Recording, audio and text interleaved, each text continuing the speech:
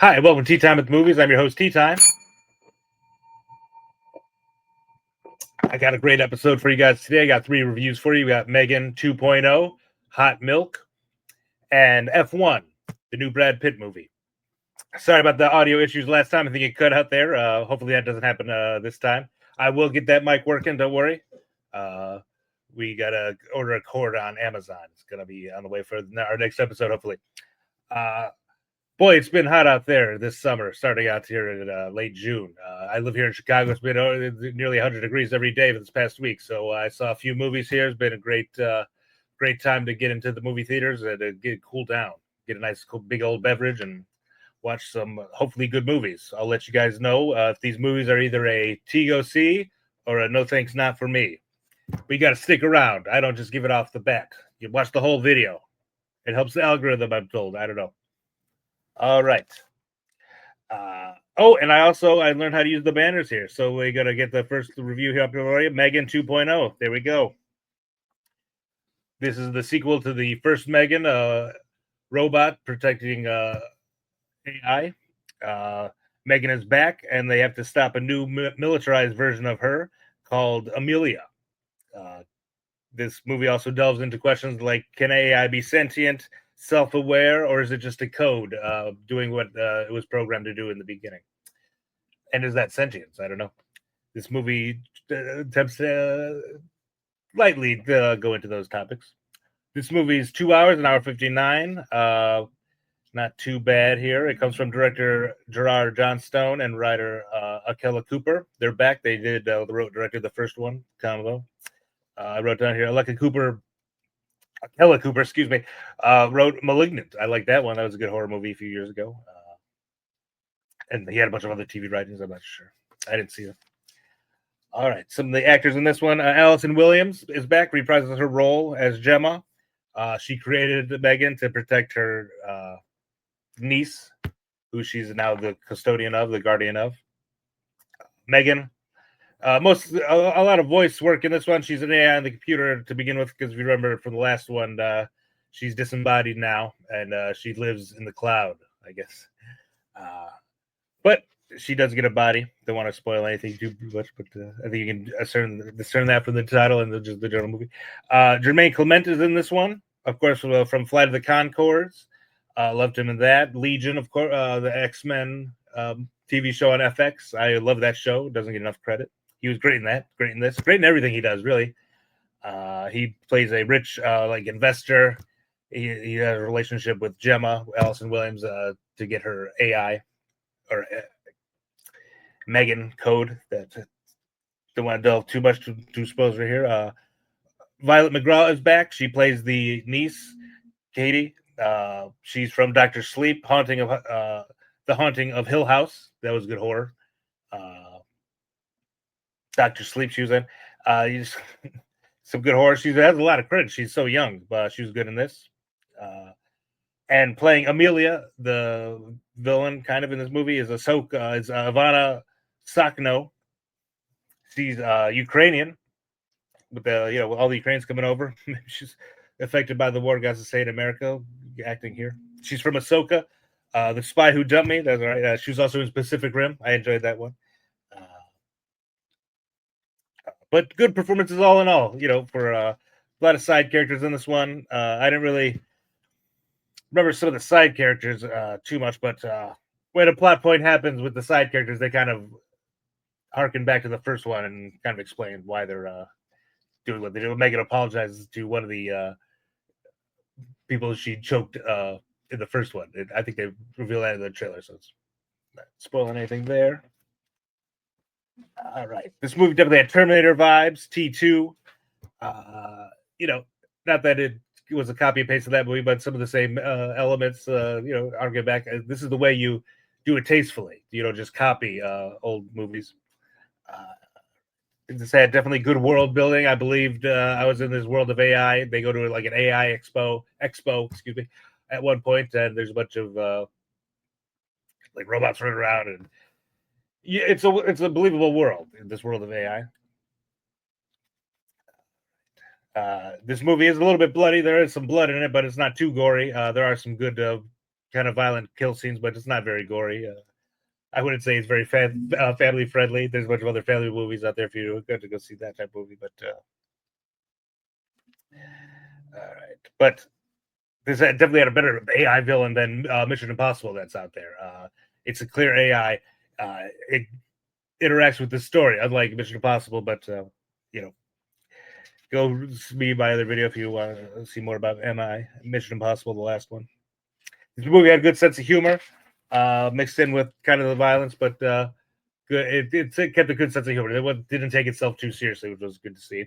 Good fun. And it definitely the ending left it open for a sequel. I won't really spoil how it ends or who dies, who lives, whatever. But definitely up for a sequel. Hopefully, there is a third one. It's right in the title, the M backwards 3 GAN. It's right there. So there's definitely have to be a trilogy here. There's the bad about this movie. There was a touch too long. There was a lull in the middle, but at the end of the second act with M3GAN and Allison Williams' character. But what do you think is getting bad? A very funny moment happens between those two, and it's kind of worth it. And it picks up then, and the action kind of happens, gets kicked off after that. But that was a little lull, a little too long. 2 hours could have maybe been an hour 45, hour and a half, would have been better. But it was a fun ride. Tons of laughs, tons of action. If you enjoyed the first one, you'll definitely enjoy this one. I think I like this one a little bit more than the first one. A little more world building, a little more characters, a little more believable. With the main character really tied it together. This movie, he was really good. He was fun. Allison Williams was good. Everyone was good. M3GAN was good. Was back. And the villain was good. The militarized version of M3GAN was good at this. And hot, cute. That Ukrainian girl is hot. If that's what Ukrainians look like, let's immigrate some more of them here. So this was definitely a T go see.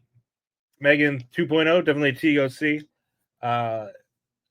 Unless you're just don't want a Black Mirror episode. But if you want some good fun, good action, something you don't have to think about too much, definitely go see M3GAN 2.0. All right. Next up here, we got Hot Milk. There we go. Banner change. Boom. So if you're just fast forwarding to watch them, make it a lot easier for you guys. We're learning how to use all this technology. The episodes will be getting better, I promise. All right, Hot Milk. It's based on the novel by the same name by Deborah Levy. I've never heard of this novel. It's basically a mother-daughter story. They go to a Spanish coastal town to seek a cure for the mother's mysterious illness.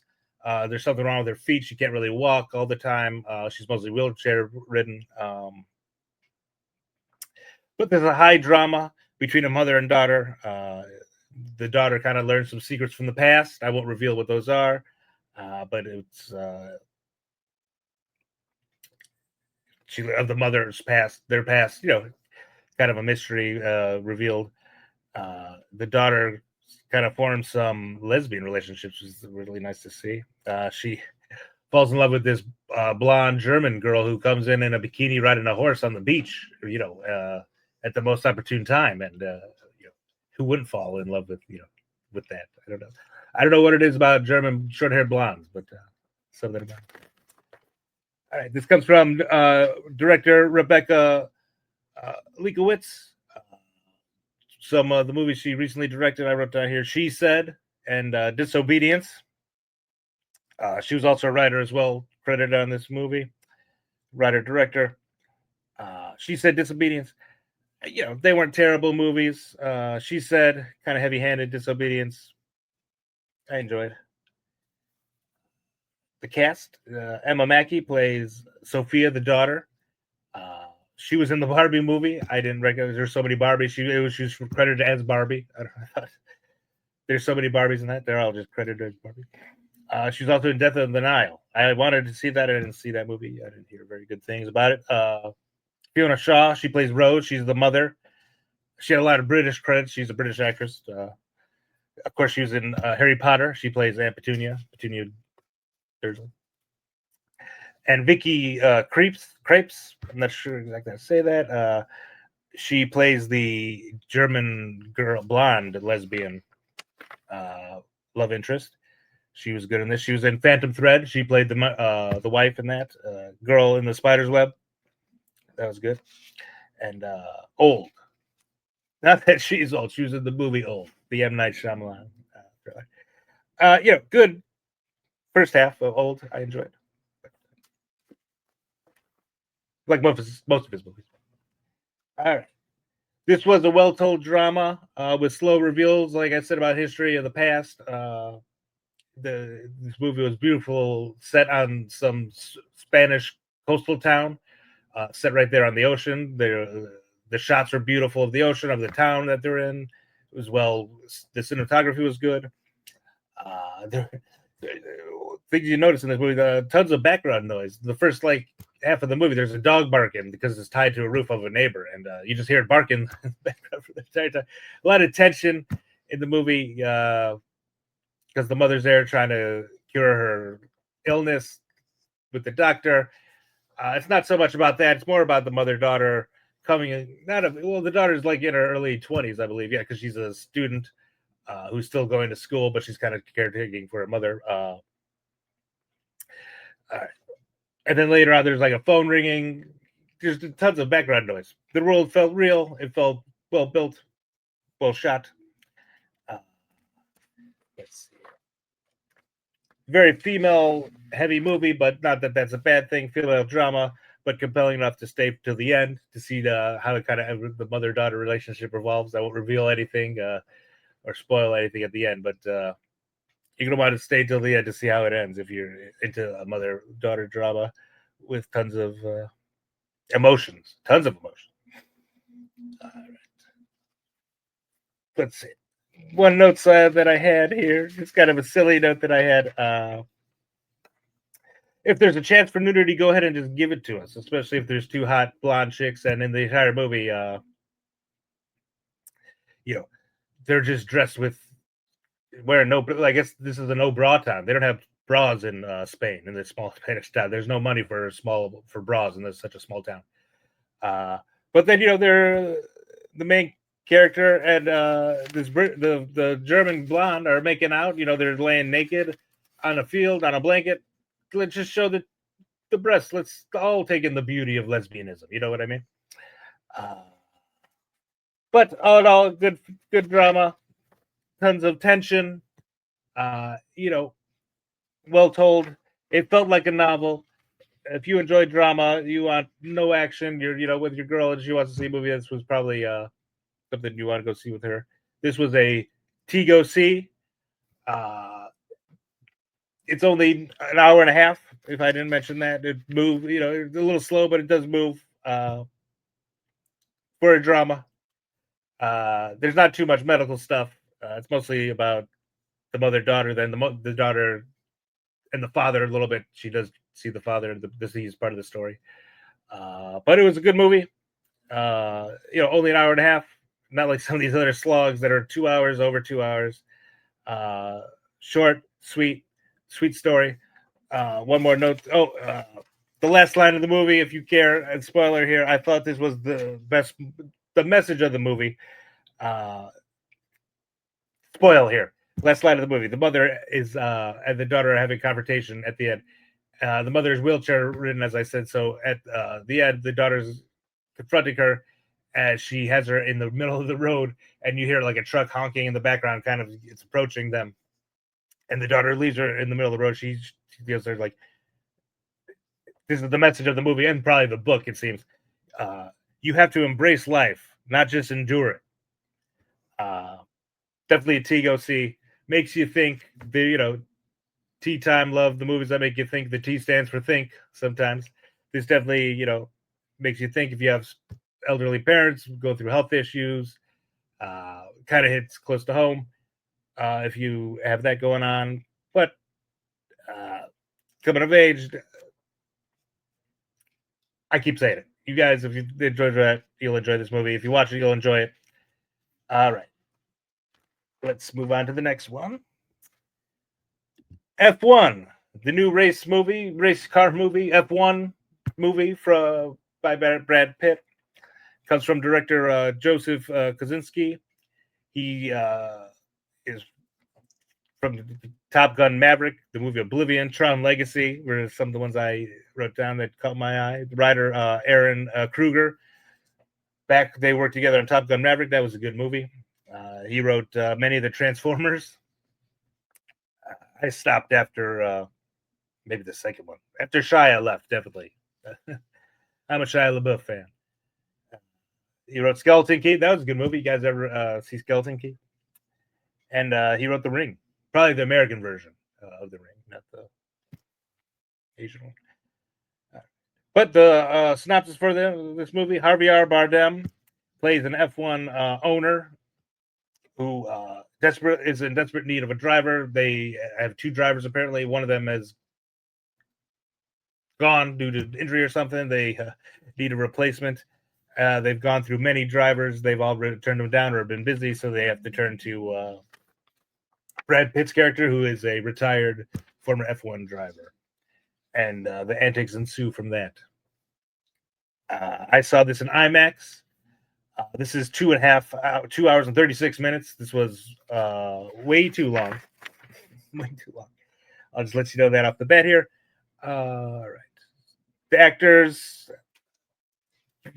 Brad Pitt, of course. He plays Sonny, the grizzled old driver. Damson Idris, he plays Joshua Pierce, the young driver, kind of inexperienced but very talented. He comes from Snowfall. I never saw that, but I heard good things. I want to actually watch that next time I get FX Plus or FXXXX, whatever, however you watch it. Javier Bardem, as I said before, he plays Ruben, the NASCAR or F1 owner. There's two different things, NASCAR and F1. Who knew? And he's a board member who owns this car.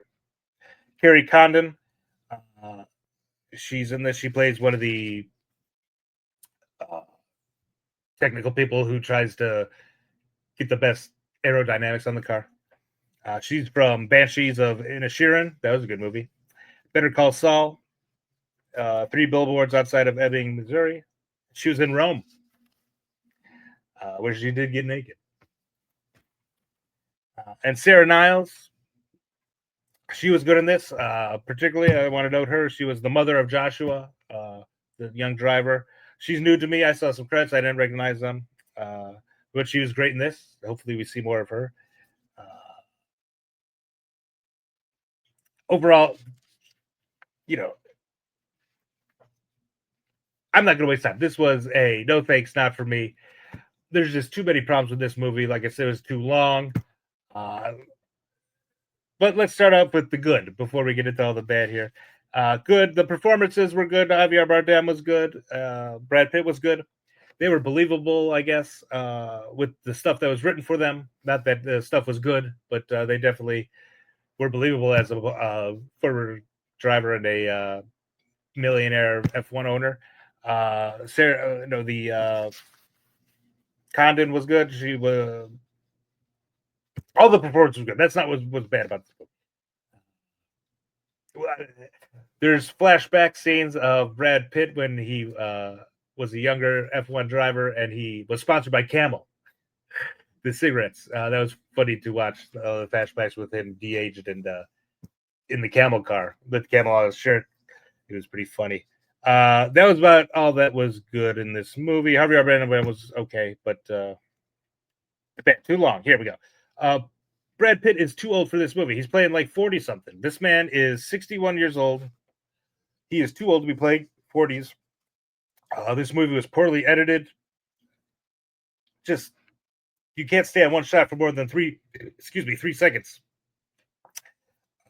There's a camera gag where there's a camera at the front of the car and it does like a 180, turns around.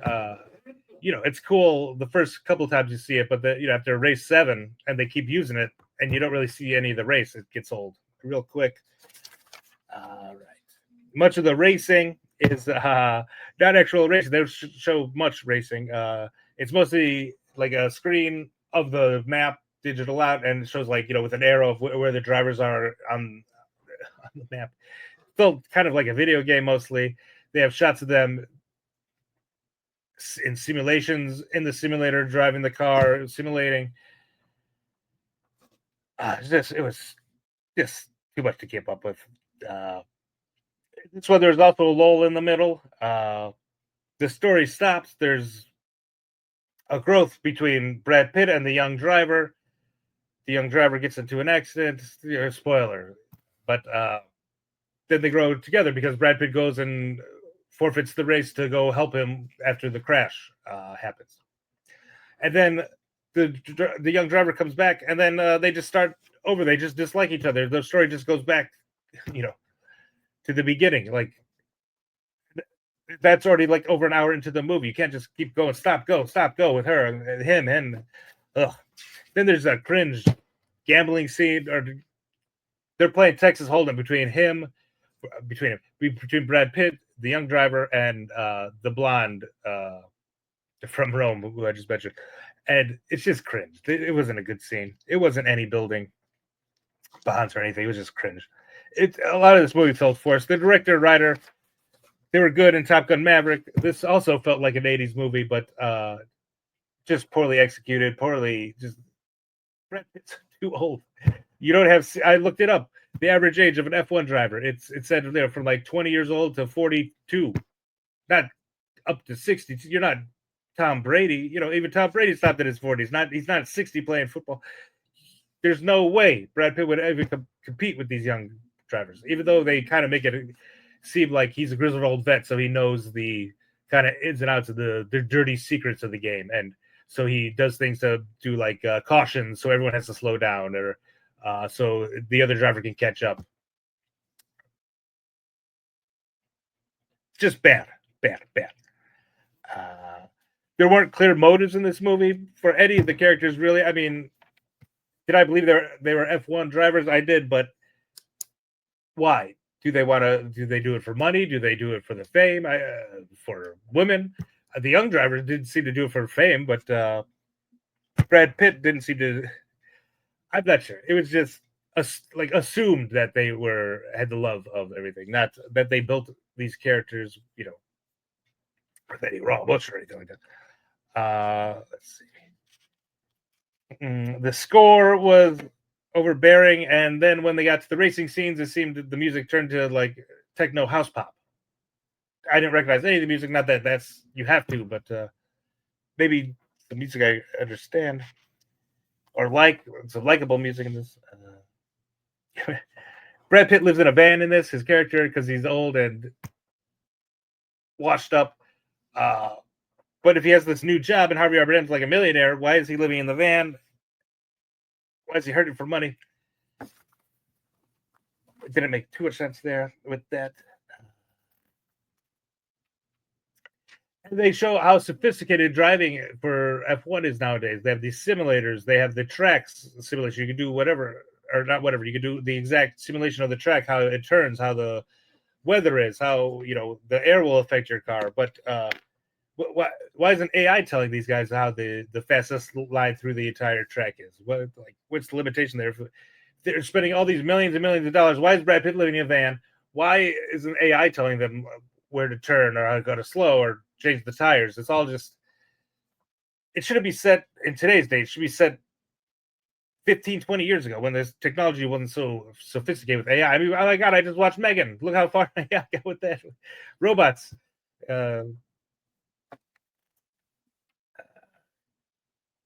One thing that does help the movie a little bit is there's a narrator, especially in the race scenes. If you listen to or watch an F1 race, you probably hear this, over the TV. They're the narrators, the commentators of the sport, narrate what's happening in the races. Which, thank God, because they explain everything in the races, what's happening. He's passing who's passing what. That was very helpful. It does get overbearing at the kind of like the 7th, 8th time they use it, and it's but it helped the movie. That was one thing that helped the movie. All right, but it does get kind of weird at the end because they show these guys in the booth, but they're clearly all the narrating through all the races is all geared towards letting the audience know what's going on. So why at the end are you going into the booth where you're showing like them as the actual TV broadcast when you're kind of breaking the fourth wall, or just the sense doesn't make the line up there. For a movie that isn't a comedy like Talladega Nights, you would take snippets from the broadcast. It wouldn't work the way they made it, shoehorned it in there in the movie. Right, because the commentators would be commentating on the other drivers, not just the one driver who's in first place. This movie was way too loud. There was no need to see it in IMAX at all. It wasn't really shot for that camera trick I told you about, the 180 thing. Why would you? That didn't seem shot for IMAX. Why would you hook up an IMAX camera to a car like that in a racetrack? And there was no one shot of like just the car driving through any one of the races. They go through like 9 races, and you see the overhead map of the racetrack and how it goes, but you never just see like, wouldn't it be cool for 90 seconds to see the car driving really fast through the track? I'd pay to see that, but not the way they did. They quick cut, quick cut, quick cut, quick cut. And the noise, of the cars is just, and then the announcers, just really, really, really loud. And the story was, something we've seen a million times. Old driver, new driver. If you're gonna do old guy versus new guy, make it more like Universal Soldier or not Soldier. All right, let's see. At the beginning, Harvey Bardem owns this F1 team, and they have 0 points in the scoring. They haven't had one single win. I don't know where all this money is coming from, because Brad Pitt constantly crashes this car. He crashes the car like 7 or 8 times every race, it seems. These cars cost hundreds of thousands of dollars. You're just going to repair it with a 10-minute, pit stop? Brad Pitt stop? That doesn't make sense. Where did he keep getting all this money if Javier Bardem has to answer to this so-called board he keeps telling Brad Pitt he has to answer to? They wouldn't keep funding this. They tell him to sell it. And then they shoehorned a villain in at the end who's a board member who wants to sell, but it didn't make much sense, that motivation either. Overall, like I said, this is a no thanks, not for me. Skip F1. Don't waste your money. Brad Pitt's too old. This is too long. It was too loud. The other 2 movies I reviewed were Go see those if you want to see something new this weekend. M3GAN 2.0 or Hot Milk. All right. One last thing here. Last week I totally forgot my porn parody titles, so we're going to catch up on those here. We had 28 years later. I have 2 to 8 beers later.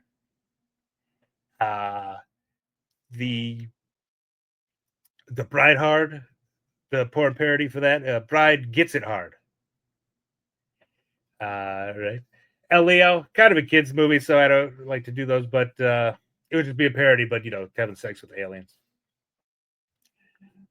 The M3GAN 2.0. This M3GAN with the 3 in there, so there's a threesome parody with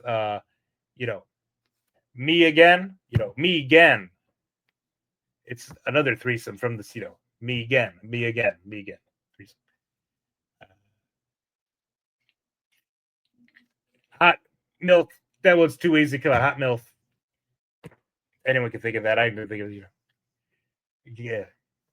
Got Milk. Hot Milk. And then F1. I couldn't think of a great one for them, but it would just be like a bunch of solo girls doing stuff with themselves. All right. Well, thanks for tuning in to Tea Time at the Movies. Hope you enjoyed those reviews. If you agree or disagree, let me know in the comments. No one watching isn't going to stop me from making these videos. Believe you me. But just remember that the T stands for truth, and that's a guarantee. Thanks for watching, everyone. See you next time.